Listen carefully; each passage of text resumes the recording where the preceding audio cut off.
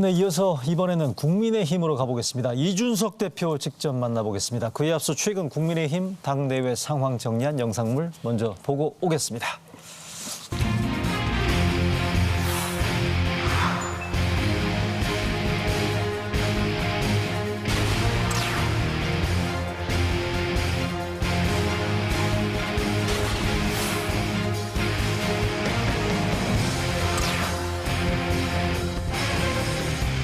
일부 주자들은 좀 불편할 수 있는 지점이 있었다. 그렇다면 제가 제 역할을 좀 줄이더라도 당내 분란을 줄이는 어떤 방향으로 제가 깔끔하게 사과를 했던 것입니다.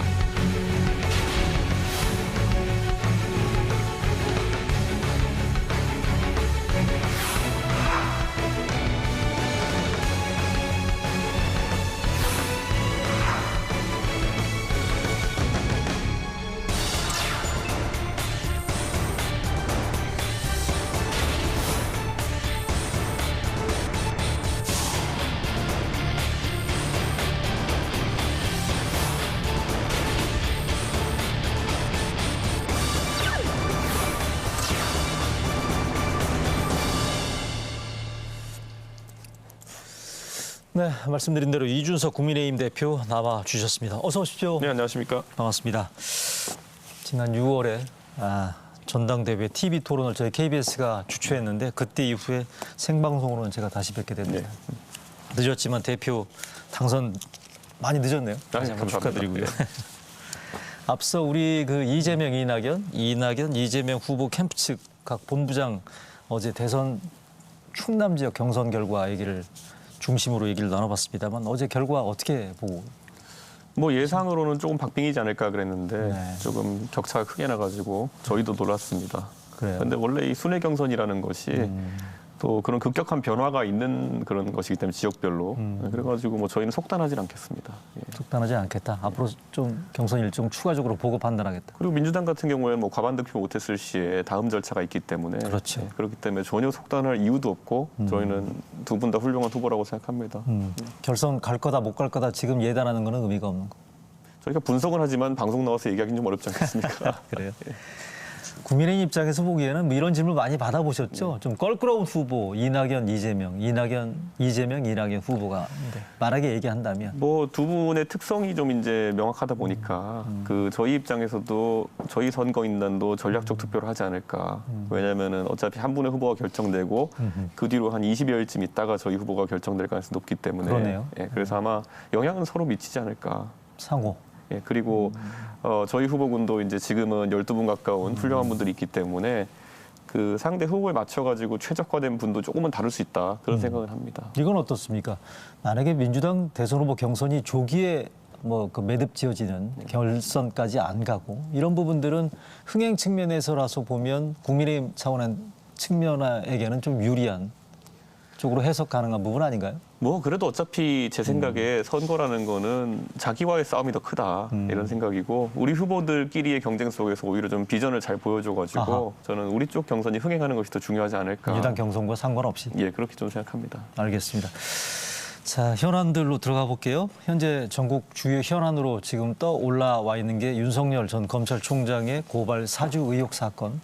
첫 보도가 그 인터넷 매체에서 나온 지 지금 사흘 정도 지난 상태인데 어제 보니까 그제 아마 이 언론 매체의 발행인이 이런 얘기를 했더군요. 제보자가 당시 미래통합당, 예. 현 국민의힘 소속이다라고 얘기를 했고요.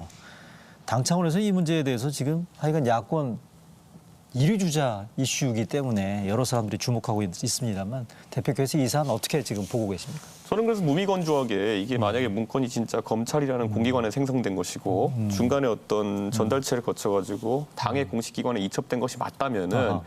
저희가 당 차원에서 파악할 수 있는 부분은 당의 공식 기관에 들어온 뒤부터 어떻게 그것이 처리되었는지에 대한 부분입니다. 그렇죠. 그래서 그런 부분은 뭐 당무감사를 통해 가지고 저희가 살펴볼 수 있겠다 원론적으로 이야기한 것이고 네.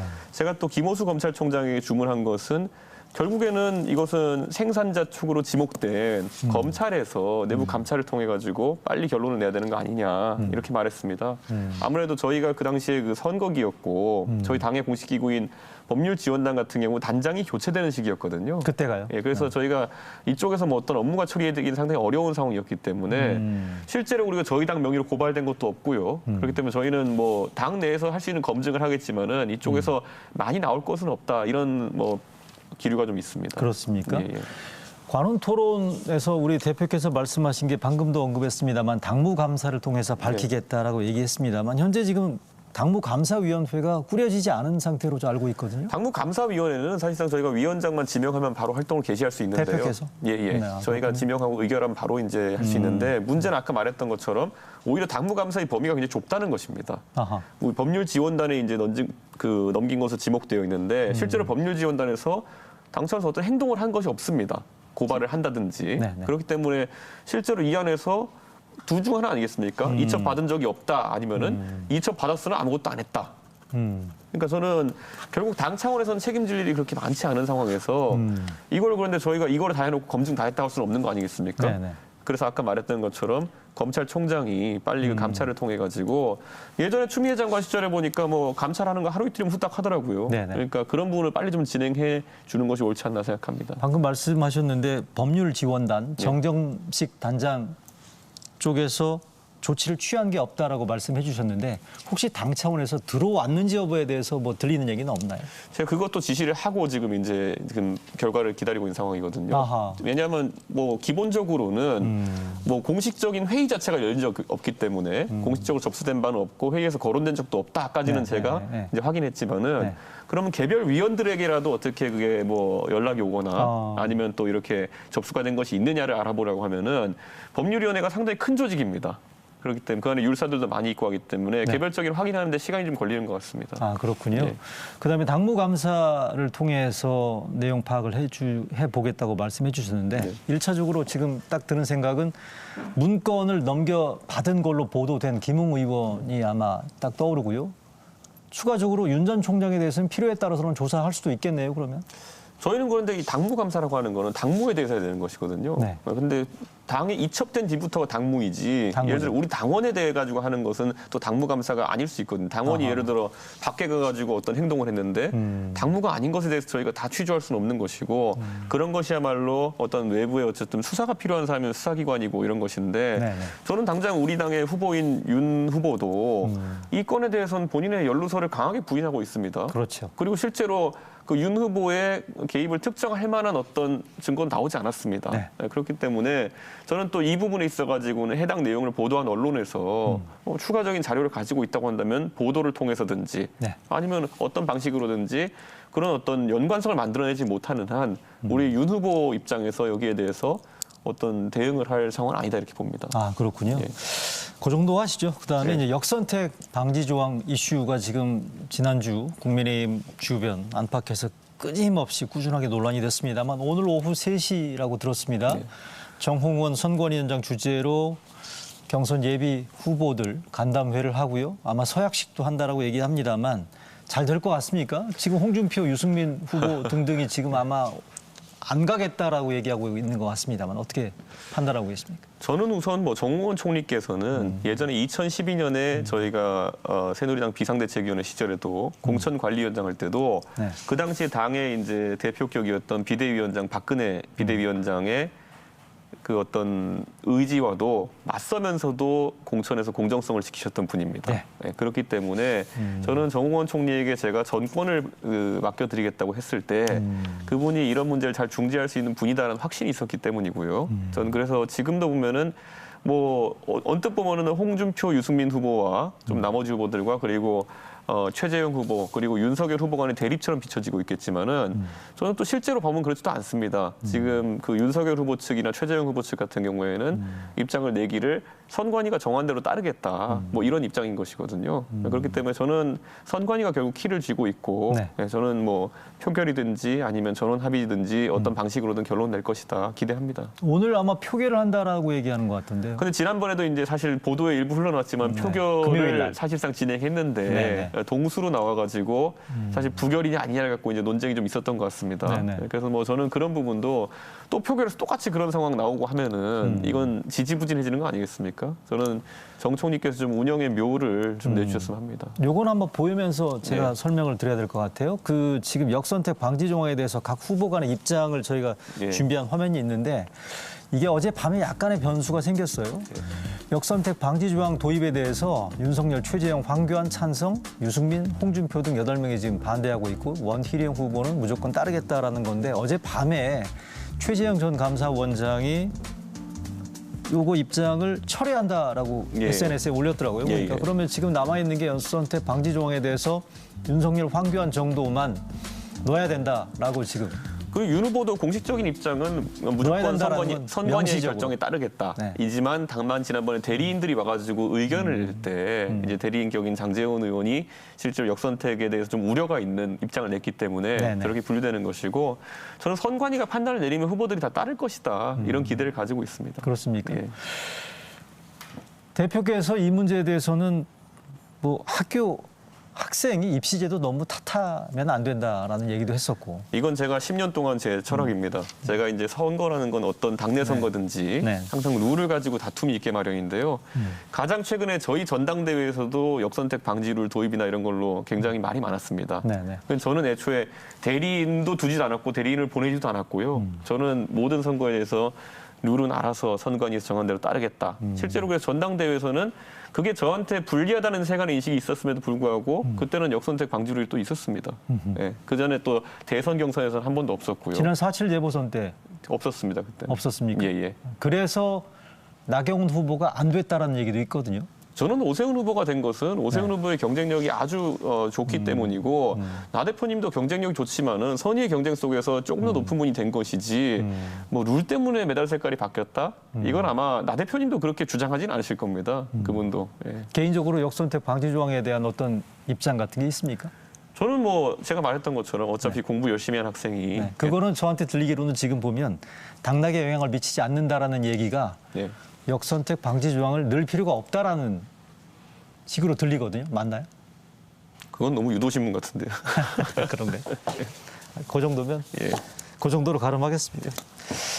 그다음에 우리 이준석 국민의힘 대표의 대선 전략 예. 얘기해 보겠습니다. 관련된 녹취가 좀 준비되어 있는 네. 게 있는데 한번 들어볼까요? 네.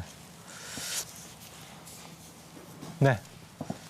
제가 냉정하게 당대표가 되어가지고 지금 저에게 있는 여러 가지 통계 자료나 여러 가지 데이터들을 조합해 보면은 박근혜 대통령이 다시 선거 나오지 않는 이상 똑같은 전술로 임하면 저희가 5% 이상 집니다.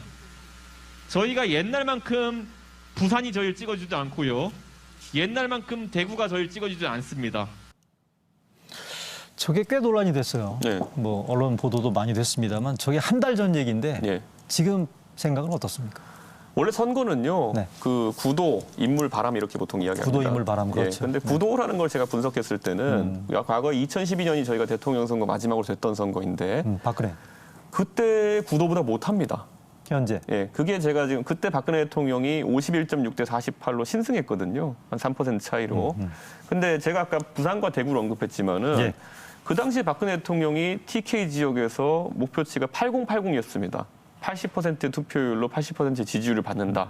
그 정도의 압도적인 표를 받으면서 나머지 이제 호남 지역에서의 열세라든지 네. 수도권 지역에서 다소간의 열세 이런 것들을 메꿔내야지만은 저희가 이제 구도 선거에서는 유리하다 할 수 있는 것이거든요. 그런데 지금 예를 들어 상대 후보 중에서 TK의 지역 기반을 갖고 계신 분도 있고 TK에서 예를 들어 그 정도 표가 안 나오고 부산 같은 경우에도 갈수록 이제 민주당세가 좀 커졌거든요. 그때에 비해 가지고. 네. 그럼 수도권에서 저희가 그것보다 약진했느냐 그런 것도 아닙니다. 그렇기 때문에 이 구도에 있어 가지고는 저희가 지난 2022년에 승리했던 선거지만 그 선거보다 아주 부족한 상태로 선거를 치러야 된다는 것은 이건 뭐 데이터가 증명해주는 사실이거든요. 지방선거 결과 보십시오. 저희가 TK 빼놓고 다 사실상 내주지 않았습니까? 예, 예. 광역단체단체장. 그런 것처럼 선거는 항상 보수적으로 그리고 가장 이제 그 방어적으로 분석하는 것이 기본입니다. 당 차원에서는. 그리고 거기에다가 인물 변수와 바람 변수를 얹어가지고 어떻게 승리할 수 있는가가 당이 해야 되는 고민이거든요. 예, 예. 그래서 저는 지난 그 4.7 재보궐선거 다시 이야기하자면은 저희가 그 당시에는 구도상으로는 어쨌든 서울이라는 곳이 항상 민주당세가 센 곳이었지만은 오세훈 시장이라는 훌륭한 인물 그리고 안철수 대표란 또 훌륭한 조력자. 거기에 더해가지고 그 당시에 뭐 LH 사건이 내려가지고 바람이 강하게 불어가지고 저희가 큰 격차로 이긴 것이고 네네. 구도 자체로는 수도권 선거에서 저희가 유리하다고 누가 이야기할 수 있겠습니까? 그렇기 때문에 항상 이런 보수적인 분석을 해야 되는 것인데 저는 여기에 대해 가지고 아까 말씀하셨던 것처럼 굉장히 강한 반발이 있었다는 것 자체가 좀 우려스러운 부분이 있습니다. 왜냐하면 너무나도 이 정권 교체에 대한 열망이 크다 보니까 그것이 쉬운 것으로 지금 착각하는 분들이 많지 않은가. 그래서 제가 그 뒤로는 이 발언 제가 철회하지도 않습니다. 저는 이 발언을 더 강하게 해가지고 앞으로 계속 찬물 끼우는 역할을 하겠다. 아하. 제가 이런 발언을 하는데 당대표의 역할은요. 들뜨면 절대 안 됩니다. 냉정하게 판을 보고 저는 여기서 계속 그 전략 전술을 구사하겠습니다. 보수적으로 선거에 임하고 긴장하자는 취지. 제가 2012년에 총선과 대선을 거치면서 그 당시 박근혜 비대위원장과 함께 선거를 배웠는데 네. 그때는 아무리 그 당시에 우리가 다자구도에서 40% 가까이 나오는 인물이 있다 하더라도 항상 구도는 비관적으로 보자라는 것을 좀 그렇게 배우면서 정치를 배웠거든요. 그렇군요. 그런데 최근에 보면은 이유 없이 들뜬 모습을 보이는 경우가 당내 좀 있어가지고 저는 최대한 억제하려고 합니다. 여튼 아까 말씀하신 구도, 인물, 바람이라는 선거의 3대 요소 가운데 구도와 바람은 국민의힘한테는 현재 우호적인 상황 아닌가요? 정권 교체론이 높고. 저는 이제 구도에서 특히 그 지역적 분할 측면에서 아니면 조직력 측면에서는 저희가 열세에 있다 이렇게 판단합니다. 그 조직력이라고 하면은 문재인 정부 들어가지고 공공 일자리도 많이 만들고 지자체 단위에서도 지자체장들이 전부 다 민주당 출신들이 많았기 때문에 예. 지역 조직력이라는 것이 결국 동작합니다. 전국 단위 선거에서. 그래서 그런 것들은 저희가 절대적 열세를 가지고 있다. 저희가 지난 지방선거에서도 사실상 몰패했고 네. 총선에서도 몰패했고 하기 때문에 지방 조직력이라는 것이 뭐 현격한 차이가 납니다. 알겠습니다. 어제 그제 이런 얘기를 했네요. 이번 대선에 임하는 각오를 얘기하시면서 솥단지 깨고 배를 가라앉히겠다는 각오, 파부 침주의 각오로 예. 아마 불퇴전의 각오로 정권 교체를 위해서 나서겠다. 조직 선거, 통합, 뭐 단일화 이 정도만으로는 안 된다. 결사의 각오로 임해야 된다. 이런 얘기를 해주셨는데 대선에서 승리하기 위해서는 아까 말씀하신 그거에 대해서 조금 더 부연이 가능하다면? 그러니까 미래통합당이라고 지난 총선에서 저희가 모든 보수 약간의 중도까지 끌어모아가지고 그 통합론으로 선거를 치렀습니다. 네. 예, 이 사람들 모이면 이길 수 있다 이런 식으로 사실상 안철수 대표께서도 지역구 후보를 안 내면서 그 기류에 같이 하셨죠. 그럼에도 불구하고 저희가 180대 100으로 총선에서 완전 깨졌습니다. 예. 그 말은 통합론, 뭉치면 이긴다만으로는 국민들에게 감정을 주기 어렵다는 겁니다. 그렇기 때문에 저희가 개혁적으로 앞으로 나가는 모습을 계속 보여드려야 국민들께서 관심을 갖는 거거든요. 어허. 저희가 전당대회 끝나고 지지율이 계속 상승하던 시기를 보십시오. 그때 통합론이나 이런 것보다는 아니 당에 보니까 새로 당대표가 들어가지고 대변인 같은 거는 공개 방송에서 선발하고 예. 인사일사의 투명성을 확보하고 그다음에 당원도 꾸준히 늘리기 위해 당원 배가 운동을 하고 이런 것들이 보수 정당에 있어서는 새로운 모습이었기 때문에 야 달라졌다 이런 얘기를 하는 것인데 지금 보면 그 다음부터 벌어진 논쟁들을 보면은 아까 제가 말한 것처럼 일부는 이미 후보만 누가 되면은 대선에서 정권 교체를 할 수 있다.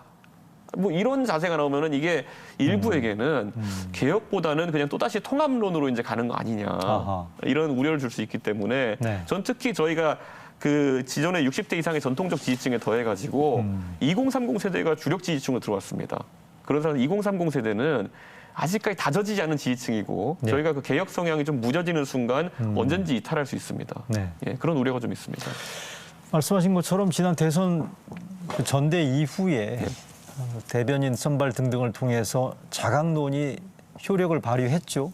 정당 지지율도 네. 크게 올랐고 이준석 대표 역할이 크게 기여를 했다라는 평가에 대해서는 별 이견이 없는 것 같아요. 그리고 또 방금 말씀하신 것처럼 대선 필승 전략, 통합 등등 논리에만 이렇게 기대거나 뭐 인물에 대한 이런 식의 일방적인 기대만으로는 어렵다라는 거고 자강론이 필요하다는 말씀이신 것 같은데 이런 얘기도 하십니다. 그러니까 이번 대선에서 하여간 유권자 마음을 잡기 위한 파격을 보여주겠다. 혹시 이 자리에 오늘 나온 김에 어떤 파격인지 그중에 하나 1단 정도는 오늘 밝혀주실 수 있나요? 제가 사무처 저희가 이제 보면 선관위에서는 선거의 공정성을 위한 여러 가지 지금 기획을 하고 있지만은 또 저희 사무처에 또 저희 역전 노장의 또 우리 당직자들과는 지난 유세차의 감동 정도 이상을 구현하기 위한 여러 가지 프로젝트를 이미 가동하고 있습니다. 서울시장 재보선 때. 그렇죠. 그때 잘 보시면은 유세차라는 것은 항상 전직 의원이나 아니면은 또 당의 중진 원로들이 그랬죠. 대중을 내려다보면서 내 하고 싶은 말 하고 뭐 이런 공간이었다면은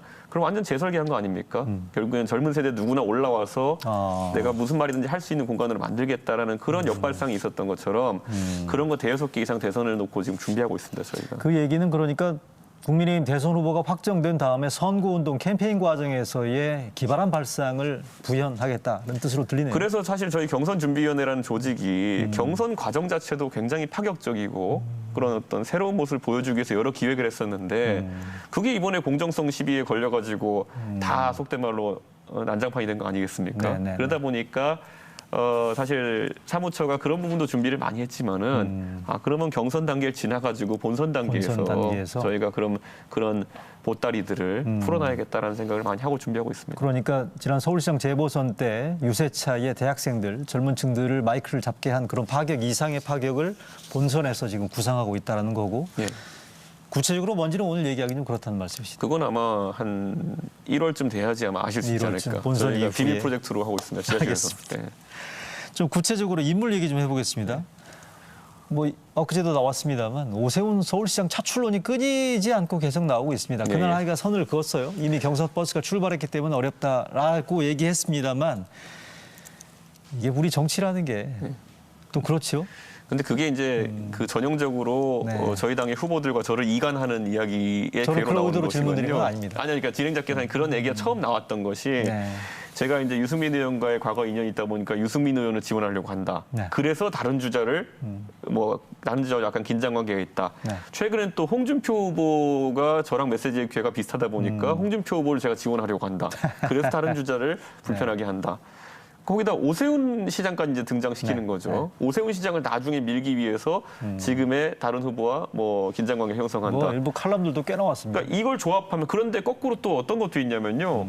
다른 후보들은요. 제가 이제 그 윤석열 후보가 입당하기 직전에 그 당시 윤석열 후보가 다소간의 위기 상황이 있었을 때 제가 치맥회동이라고 네, 그때 네. 했던 걸 보면서 네, 네. 아니 왜 특정 주자랑 그런 걸 해가지고 또 거기에 또 힘을 실어주냐 그래가지고 다른 후보들은 또 그 오해를 합니다. 제가 윤석열 후보를 돕는 거 아니냐. 그래서 또 최재형 후보는 성대한 입당식을 했기 때문에 거기를 돕는 거 아니냐. 그래서 저는 지금 그 유튜브나 이런 데 돌아다니는 내용을 조합하면은 유승민, 홍준표, 오세훈, 윤석열, 최재형 후보 등을 다 돕고 있다고 합니다. 그러니까 각자 그냥 입맛에 맞게 그런 주장을 하면서 이제 하는 건데 사실 당대표 입장에서는 고민이 많습니다. 네. 예, 이런 뭐 상반된 지적들이 동시에 들어오면. 그러니까 선을 그은 걸로 이해를 하겠습니다. 플러스 김종인 전 비대위원장 네. 스승이라고 얘기하셨어요. 예.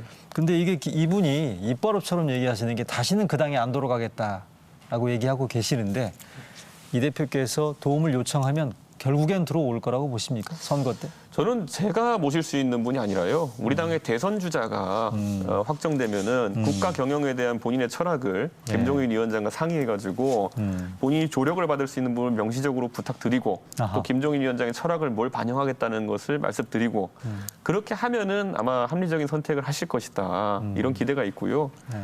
거기에서 뭐 제가 가가지고 저도 뭐 바짓가랑이 혹시라도 붙들어야 될 일이 있다면은 그래요. 제가 조력을 하겠지만은 네. 기본적으로 선대위원장이나 선거에서 역할은 저희 당의 후보가 결정되면 후보가 이제 정하는 것이기 때문에 저는 뭐 그 부분은 후보에게 달려 있다 이렇게 봅니다. 김종인 선대위원장 가능성. 지금 나와 있는 후보들 중에서 보면은 김종인 위원장과 불편한 관계에 있는 후보도 있지 않겠습니까? 그렇죠. 예, 그렇기 네, 네. 때문에 많이 그 불편한 분도 있고요. 그 예측이라는 거는 후보가 정해지면 저희가 할 수 있을 것 같습니다. 알겠습니다. 예. 자, 이제 시간이 얼마 안 남았으니까 대표 개인 예. 얘기해 보겠습니다. 오늘 이 질문 나올 거 예상하고 계시죠? 어떤 거죠? 부친 제주도 아, 땅. 예, 예. 그러니까 뭐 어제 그제 SNS로 송구하다는 입장도 냈고요. 예. 오늘 나오신 김에 이 부분들에 대해서 좀 제대로 입장을 설명할 필요가 있을 것 예, 예. 같습니다. 어떻게 얘기하시겠습니까? 기본적으로 제가 이제 정치를 하면서 사실 그 가정 상황에 대해 가지고 저희가 이제 재산 신고나 이런 거 보통 하지 않습니까? 그렇죠. 근데 저 같은 경우에 독립 생계를 이제 계속 유지하고 있고 제가 돈을 벌고 부모님도 이제 생계가 있다 보니까 보통 일반적으로 그런 경우에는 고지를 거부합니다. 그래가지고 거의 대다수가 고지 거부하거든요. 그렇기 때문에 그런 걸 파악할 수 있는 기회 자체가 없었고 이번에 저도 알게 된 것이 2004년도에 부친께서 토지를 이제 매입하셨더라고요. 예. 그런데 2004년 1월이면은 제가 만 18세였고요. 제가 조기 졸업을 해서 고등학교 2학년 이후에 유학을 갔기 때문에 일반적으로는 고3 나이지만은 제가 그 당시에는 미국의 대학교 1학년으로 이제 유학 가 있을 때였습니다. 그래가지고 그런 취득 같은 것에 이제 전혀 알 수가 없었고요. 기본적으로 그 최근에 이제 부동산 관련해서 여러 논란이 있었던 거 LH 사태 이후에 이 경우 같은 경우에는 그 공직자로서 있으면서 취득한 그런 부당한 정보를 바탕으로 부동산 투자를 한 경우나 아니면은 부정한 투자에 대해 가지고 그 공직자 본인이 어떤 자금을 투자한 경우 이런 경우가 보통 문제되는 것인데 제가 고등학교 3학년 나이에 그러니까 대학교 1학년 만 18세 때 아버지에게 투자 정보를 제공할 방법도 없고 그리고 제가 제 자산을 거기에 투자할 방법도 없고 그래서 저는 사안의 괴는 좀 다르지만은 그래도 네. 어쨌든 가족의 일에 대해서도 제가 당연히 송구스러운 마음이다 국민들께 이렇게 말씀드리고 싶습니다. 그런데 예. 17년 전에 유학 당시에는 몰랐다는 거 아니겠어요? 예. 부친의 제주도 땅 매입 사실을. 그런데 이번에 SBS 보도 이후에 알게 됐다라고 지금 해명을 해주셨어요. 그러면 부친이 17년 전에 제주도 땅을 산 이후에 17년 동안 아드님한테 이 땅 샀다는 얘기를 한 번도 얘기한 적이 없었나요? 근데 들은 저도 적도 이번에 없고요? 땅의 특성을 이제 알게 됐는데 네, 보면 다시 한번. 이번에 땅의 특성을 제가 네, 알게 네. 됐는데 네. 결국 부친께서 그 땅을 매입하신 다음에 실제로 경작을 하지 않으셨고 부친께서도 거기에 대해 가지고 그 별다른 그냥 언급이 없으셨기 때문에 저도 뭐 그 부분을 전혀 인지할 수 있는 그런 방법은 없었다. 땅 자체를 보유하고 있는 사실 자체를 모르셨다는 얘기네요. 그럼. 저는 부친께서 그거에 대해서 언급한 기억이 전혀 없습니다. 아, 그래요? 예, 예. 그러다 보니까 뭐 여당을 중심으로 해서 윤희숙 의원 부친과 관련해서 연결지어서 어제도 뭐 논평도 나오고 했습니다만 이 부분들에 대해서는 어떻게 보십니까? 저는 뭐 윤희숙 의원 같은 경우도 저희가 처음에 그 지도부에서 판단 내릴 때 그 본인의 어쨌든 소유도 아니고 지분 관계가 없고 네. 그리고 본인의 어쨌든 그 투자에 대한 어떤 기여라든지 그런 행위가 하나도 뭐 본위기의 자료만으로는 저희가 판단할 수 없기 때문에 네. 저희가 그때 이 건은 저희가 다루지 않겠다라고 이제 얘기했던 것이거든요. 네, 네. 네, 저는 그래서 앞으로 그런 부분에 대해서 좀 기준은 명확해야 될 것 같다. 왜냐하면 원래 권익위에서 지난 7년간의 부동산 어떤 투기 행위, 투자 행위에 대해 가지고 예. 바라보겠다라고 시작했던 것인데 예. 지금은 이러다가 솔직히 말하면 조부 것이 나오면 어떻게 하냐라는 얘기가 나올 정도로 저는 이 기준이 모호해지고 있다는 생각을 합니다. 마지막으로 짧게요. 언론중재법 짧게 답변해 주십시오. 27일 날 국회 본회의 처리 예정인데 민주당에서는 이날 통과시킨다는 뜻으로 얘기하고 있습니다만 국민의힘에서는 합의 안 되면 통과 안 된다는 건가요? 어떻습니까? 정확한 입장. 저는 이 안에서 악법의 요소가 너무 많습니다. 예를 들어 추정 조항 같은 경우에는 뭐 저희는 당연히 민주당이 선포기를 하고 이제 시작해야지 좀 협상이 될 것이라 이렇게 보는 것이고 네. 다른 부분도 제가 봤을 때는 일반적인 법들과 균형이 맞지 않는 부분. 예를 들어 언론의 어쨌든 손해배상에 대해서 배수보상, 오배보상을 하겠다는 그런 것들이라든지 네. 좀 입법 취지 자체가 좀 의심스러운 부분이 있습니다. 그래서 그런 부분을 당연히 저희는 폐기를 전제로 다 폐기. 협상을 해야 된다 이런 입장입니다. 알겠습니다. 오늘 이준석 대표 나오셨습니다만 민주당 송영길 대표도 같이 오늘 이 자리에 같이 불렀으면 더 좋았을 뻔했겠습니다만 송영길 대표는 오늘 개인 일정상 오늘 초대가 어려웠고요. 앞으로 기회가 되면 예. 이준석 대표, 송영길 대표 이 자리에서 다시 여야 대표 토론할 수 있는 기회 가졌으면 좋겠고요. 오늘 국민들이 여러 궁금해하는 이슈에 대해서 성의 있는 답변해 주신 것 같아서 대단히 감사드립니다. 고맙습니다. 네. 이준석 대표와 함께한 이루어진다는 라이브 오늘 순서 마치겠습니다. 시청해 주신 여러분 고맙습니다. I can't see